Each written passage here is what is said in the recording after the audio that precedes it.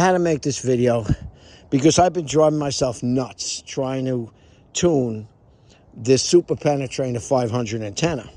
And I'm going to show you what happened to me. Now, when you look at this antenna, it was tuning itself in around 33, 32 instead of 27.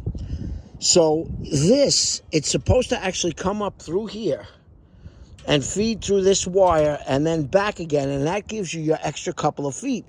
I couldn't make the antenna any longer, so I'm like, what the heck is going on with this thing?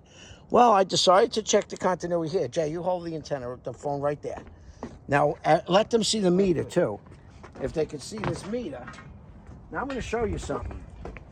Now, we're disconnected that completely.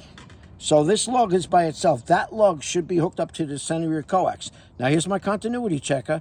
See the meter going up. Now, we're going to check it right here. Boom. To the center of the coax to here, I got nothing. But I got it at the antenna point, which is wrong.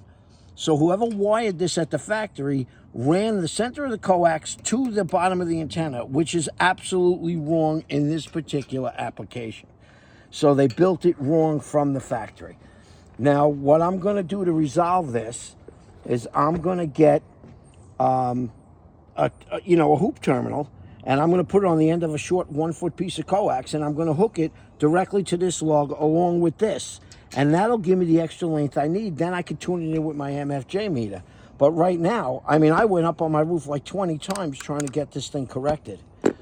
But just in case you guys run into that problem, I'm not going to open this up, okay? I don't even know what's involved with opening it up. But they hooked up the center of the coax to here. So like I said, what I'm going to do to resolve that is I'm going to leave that alone. It's only an extra inch. And I'm going to hook it with a hoop terminal to here and to the ground.